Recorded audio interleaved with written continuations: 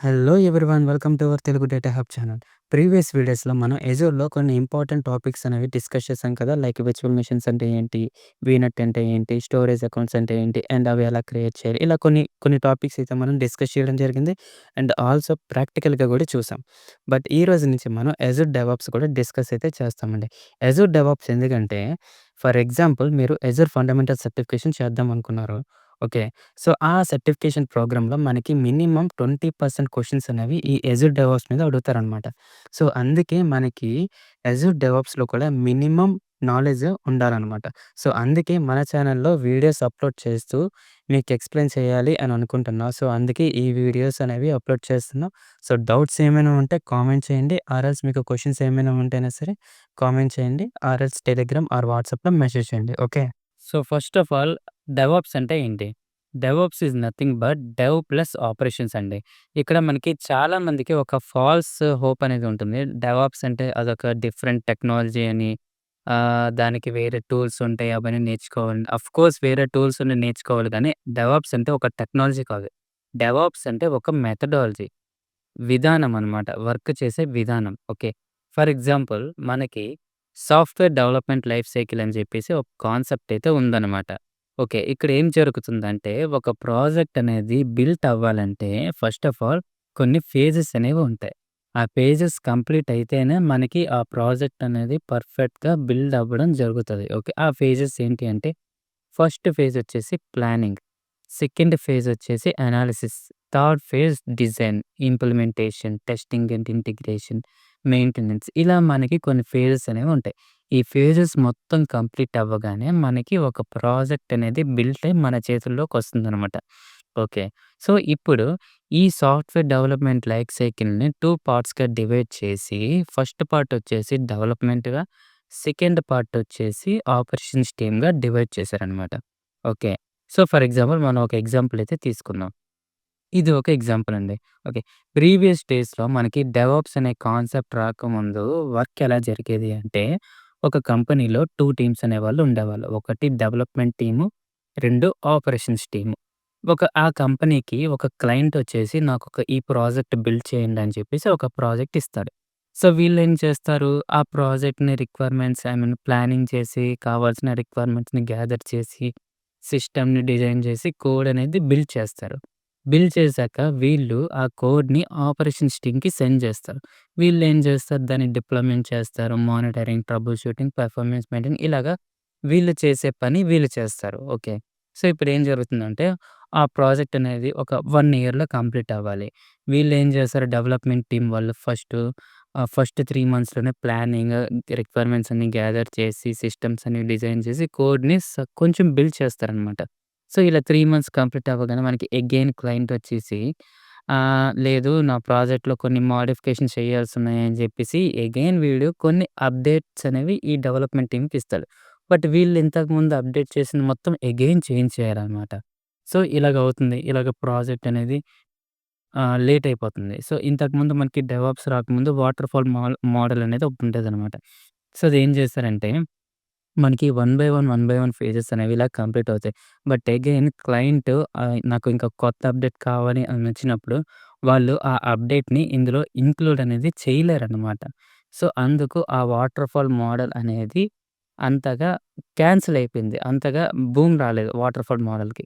తర్వాత ఏం చేశారంటే అజైల్ మోడల్‌ని ఇంప్లిమెంట్ చేయడం స్టార్ట్ చేశారు. ఆ అజైల్ మోడల్ ఏం చేస్తుందంటే వీళ్ళు ఏదైతే 3 మంత్స్‌కి బిల్డ్ చేసిన కోడ్ ఉందో ఏదైనా ఈ అప్డేట్‌తో వచ్చాడు కదా క్లయింట్. అగైన్ ఆ అప్డేట్‌ని అడాప్ట్ చేసుకుంటదనమాట. ఆ అజైల్ మోడ్. అడాప్ట్ చేసుకొని ఆ కోడ్‌కి ఇంకొంచెం అప్డేట్స్‌కి విధానంగా చేంజ్ చేసి డిప్లాయ్‌మెంట్ చేయడం జరుగుతుంది. సో, ఈ విధంగా వాటర్ ఫాల్ మోడల్ నుంచి అజైల్ మోడల్‌కొచ్చాం. ఈ అజైల్ మోడల్ నుంచి ఇంకొంచెం అప్‌గ్రేడేషన్ చేసుకొని మనకి డెవాప్స్ మోడల్ అనేది వచ్చింది. సో, ఇక్కడ చూడండి దీన్ని బట్టి మీకేమర్థమైంది? డెవాప్స్ అంటే టెక్నాలజీ కాదు. డెవాప్స్ అనేది ఒక మెథడాలజీ. ఓకే. సో, మీరు కన్‌ఫ్యూజ్ అవ్వకండి. అది టెక్నాలజీ కాదు. డెవాప్స్ అనేది ఒక మెథడాలజీ అంతే.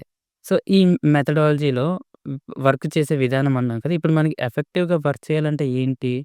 టూల్స్ ఉండాలి. టూల్స్ ఉన్నాయి మనయి. ఆ టూల్స్ కూడా మనం నేర్చుకుంటే, ఈ డిప్లాయ్‌మెంట్‌లో వీడేం చేస్తున్నాడు అని చెప్పేసి మనకి ఈ డెవాప్స్ పర్సన్‌కి ఐడియా రావాలి కనుక, అందుకే వీడికి గూడా టూల్స్ మీద అవగాహన ఉంటే ఓకే. వీడి ప్రాజెక్ట్‌లో ఇక్కడ తప్పుంది అని చెప్పేసి వీడే డిసైడ్ చేయగలడు.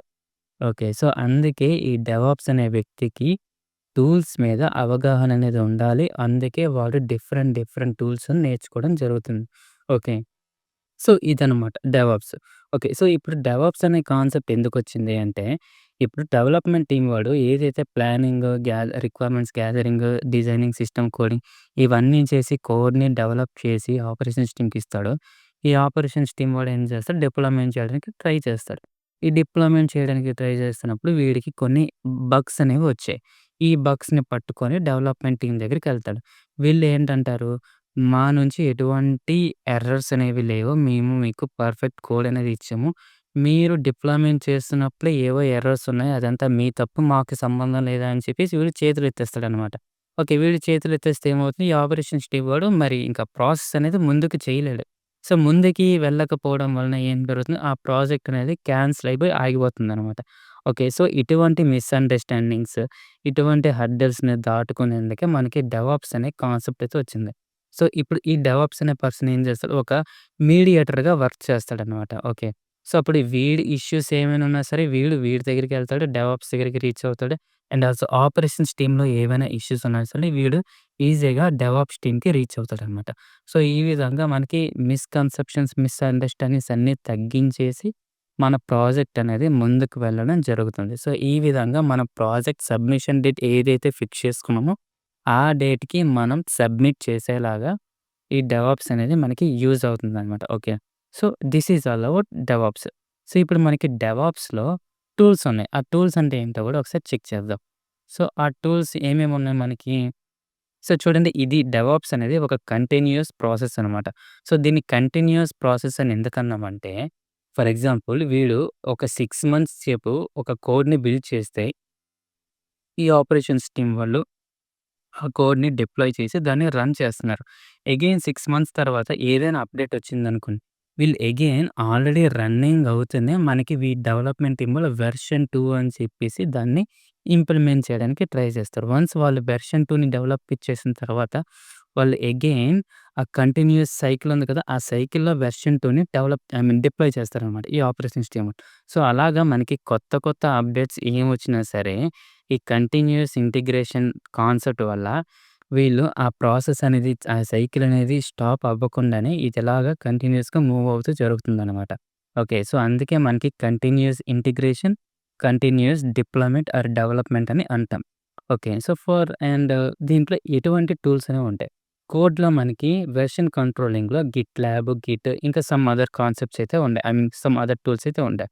అండ్ డిప్లాయ్‌మెంట్ స్టేజ్‌లో ఏడబ్ల్యూఎస్ కానీ, డాకర్ కానీ, అజూర్ అండ్ ఆపరేట్‌లో యాంక్సిబుల్, క్యూబర్నెటిస్ అండ్ మానిటరింగ్‌లో గ్రాపానా, గ్రేలాగ్ అండ్ రిలీజ్‌లో మనకి జెన్కిన్స్, అజూర్ ఇలాగ some different kinds of tools ఉంటాయి. ఈ టూల్స్ మీద కూడా డెవాప్స్ అనే పర్సన్‌కి మినిమమ్ ఐడియా ఆర్ నాలెడ్జ్ అయితే ఉండాలి. సో, అప్పుడే వాడు పర్ఫెక్ట్‌గా తాలూకా మెథడాలజీస్‌ని ఇంప్లిమెంట్ అనేది చేయడం జరుగుతుంది. Okay. So, this is all about DevOps. ఇప్పుడు అజూర్ డెవాప్స్ అంటే ఏంటి? సో, చూడండి ఇప్పుడు not DevOps, Azure DevOps. So, చూడండి వీడు ఏం చెప్తున్నాడంటే plan smarter, collaborate better and ship faster with a set of modern dev services. Okay. So, దీన్ని కొంచెం మనం డెఫినిషన్ పరంగా చూస్తే, ఈ డెఫినిషన్‌లో మనకి ఏం చెప్తున్నారంటే Azure DevOps is a set of tools and services from Microsoft that helps teams plan, build, test, and deliver software projects. It allows developers to work together on code, track project progress, automate tasks, and deploy applications more efficiently.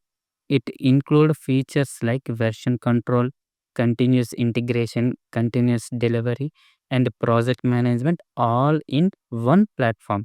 Okay. So, చూడండి ఇక్కడ one platform ఉంది కదా! So, ఇక్కడ మనకి different kinds of tools ఉన్నాయి కదా! ఈ tools అన్నీ కలిపి ఒక సింగిల్ ప్లాట్‌ఫార్మ్ మీద ఇంటిగ్రేషన్ చేసి వర్క్ చేయడమే దాన్ని అజూర్ డెవాప్స్ అంటామనమాట. సో, ఈ టూల్స్ అన్నీ కలిపి మనకి ఒక సింగిల్ ప్లాట్‌ఫార్మ్‌లోనే ఉంటుంది. సో, దాన్నే అజూర్ డెవాప్స్ అంటాం. సో, ఈ అజూర్ డెవాప్స్‌లో ఒక ఒక డెవలపరు ఎవరైనా వర్క్ చేయాలి, ప్రాజెక్ట్ మీద వర్క్ చేయాలనుకుంటే వాడు సింగిల్‌గా సింగిల్ ఇంటర్‌ఫేస్ మీదే వాడు ఆ టూల్స్ అన్నీ హ్యాండిల్ చేయగలడనమాట. Okay. So, this is all about DevOps. ఇప్పుడు మనకి యాజూర్ డెవాప్స్ మీద వర్క్ చేయాలంటే, ఫస్ట్ ఆఫ్ ఆల్ మనం ఏం చేయాలంటే, ఒక ఆర్గనైజేషన్‌ని క్రియేట్ చేయాలి. వన్స్ ఆర్గనైజేషన్ అనేది క్రియేట్ అయిన తర్వాత, ప్రాజెక్ట్‌ని క్రియేట్ చేయాలనమాట. ఓకే. సో, అది ఎలా క్రియేట్ చేయాలో మనం స్టెప్ బై స్టెప్ ప్రాక్టికల్‌గా చెక్ చేద్దాం. Okay.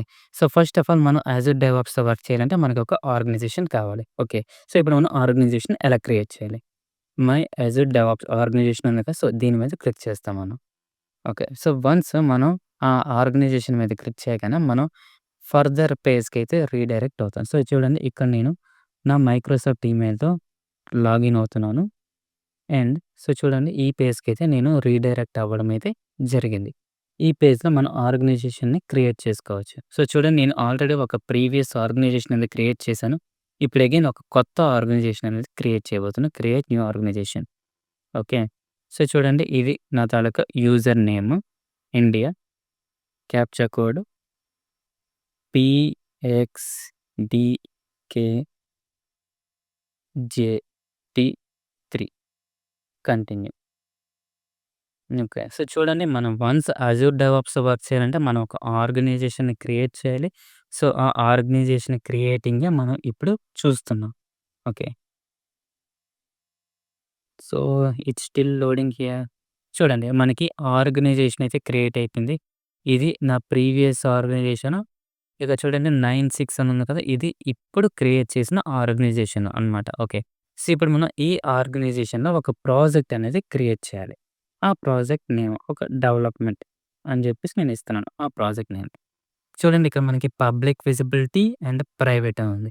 So, right now by default మనకి ఈ ప్రాజెక్ట్ అనేది ప్రైవేట్‌గా ఉంటుందనమాట. సో, దీన్ని మనం పబ్లిక్‌గా చేసి ఎ అందరూ యాక్సెస్ చేయాలి అని అనుకుంటే, మనం ఈ ఆర్గనైజేషన్ పాలిసీస్‌లోకి వెళ్ళి ఈ పబ్లిక్‌ని ఐ మీన్ అలౌ చేయాలి.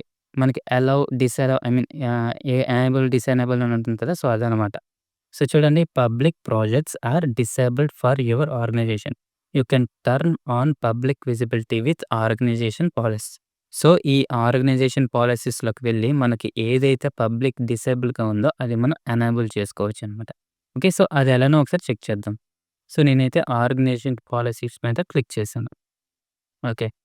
సో, చూడండి మనం ఈ పేజ్‌కైతే రీడైరెక్ట్ అవుతాం. సో, ఇక్కడ మనం ఏం చేస్తామంటే పబ్లిక్ దాన్ని ఎనేబుల్ చేయాలనమాట. సో, చూడండి సెక్యూరిటీ పాలిసీస్, అలో పబ్లిక్ ప్రాజెక్ట్స్. సో, ఇప్పుడు నేను బ్యాక్‌కెళ్తే సో, ఇంతకుముందు నాకు డీప్ ఐ మీన్ బ్లాంక్‌గా ఉన్నది కదా! సో, ఇప్పుడు నేను సెలెక్ట్ చేసుకోగలను. సో, ఇప్పుడు నా ప్రాజెక్ట్ అనేది ఏంటి? పబ్లిక్‌లో ఉంది. డీఈఎల్ఓపీఎంఈఎంటీ development. Okay. So, create project. So, చూడండి ఇప్పుడు నా ప్రాజెక్ట్ అనేది క్రియేట్ అవుతుంది. ఈ క్రియేట్ అయిపోయాక మనకి ఈ అజూర్ డెవాప్స్‌లోనే కొన్ని ఫీచర్స్ అయితే ఇన్‌బిల్ట్‌గా ఉంటాయి. సో, చూడండి దీన్నే మనం కాంపోనెంట్స్ అంటాం. Boards, repos, pipelines, test plans, artifacts. So, ఈ 5 ఉన్నాయి కదా! ఈ 5 అనేది చాలా చాలా important and also most important 5 components of Azure DevOps అని కూడా అంటామనమాట. సో, వీటన్నిటిని మనం ఫర్దర్‌గా one by one, one by one మనం నెక్స్ట్ క్లాసెస్‌లో అయితే డిస్కస్ చేద్దాం. Okay. So, don't worry. Okay. So, ఇప్పటి వరకు మీకైతే అర్థమైంది కదా! అజూర్ డెవాప్స్ అంటే ఏంటి? అజూర్ డెవాప్స్ ఎలాగొచ్చింది? అండ్ నార్మల్‌గా డెవాప్స్ అంటే ఏంటి? అందులో ఏంటి టూల్స్ అని. ఏం లేదండి మనకి డెవాప్స్‌లో మనకి డిఫరెంట్ డిఫరెంట్ టూల్స్ ఉన్నాయి కదా! ఆ టూల్స్ అన్నీ సింగిల్ ప్లాట్‌ఫార్మ్ మీద ఇంటిగ్రేషన్ చేసి వర్క్ చేయడమే డెవాప్స్ అంటారనమాట. I mean as a DevOps అండి. సో, చూడండి బోర్డ్స్, రెపోస్, పైప్‌లైన్స్ ఇవి ఉన్నాయి గదా! ఈ 5 కాంపోనెంట్స్, ఈ 5 కాంపోనెంట్స్‌లోనే ఆ డిఫరెంట్ కైండ్స్ ఆఫ్ టూల్స్ అన్నీ ఇంటిగ్రేట్ అయ్యి ఉండడం జరుగుతుంది. ఓకే. సో, ఈ 5ని యూజ్ చేసుకొని మన ప్రాజెక్ట్ మన వర్క్‌నైతే స్టార్ట్ చేసుకుంటాం. ఓకే. సో, ఇదండి. This is all about Azure DevOps introduction. ఇది ఇంట్రొడక్షన్ మాత్రమే. సో, మనకి రేపటి సెషన్స్‌లో కొంచెం వీటి మీద ఇన్ డెప్త్‌గా వెళ్ళడం జరుగుతుంది. ఓకే. సో, అదండి. This is all about Azure DevOps. Okay. I hope మీకు ఈ సెషన్ అర్థమై ఉంటుందనుకుంటున్నా. యాజూర్ డెవాప్స్ అంటే ఏంటి? అండ్ ఆల్సో మన మన ఛానెల్‌లో ఈ యాజూర్ డెవాప్స్ వీడియోస్ ఎందుకు అప్‌లోడ్ చేస్తున్నామని. ఓకే. సో, ఎందుకంటే మనకి మినిమమ్ బేసిక్ నాలెడ్జ్ ఉండాలి. సో, అందుకే ఆ ఉద్దేశంతోనే నేను మీకు ఎక్స్‌ప్లెయిన్ చేద్దామని అనుకోని ఈ వీడియో సీరీస్‌ని అయితే స్టార్ట్ చేస్తున్నాననమాట. ఓకే. సో, మీకేమైనా డౌట్స్ ఉన్నా ఆర్ ఫర్దర్ క్వెషన్స్ ఉన్నా కామెంట్ చేయండి. టెలిగ్రామ్‌లో, వాట్సాప్‌లో అయితే మెసేజ్ చేయండి. నేను మీకు పర్సనల్‌గా రిప్లై ఇచ్చి మీ డౌట్స్ అన్ని క్లియర్ చేస్తాను. Okay. Thank you. See you.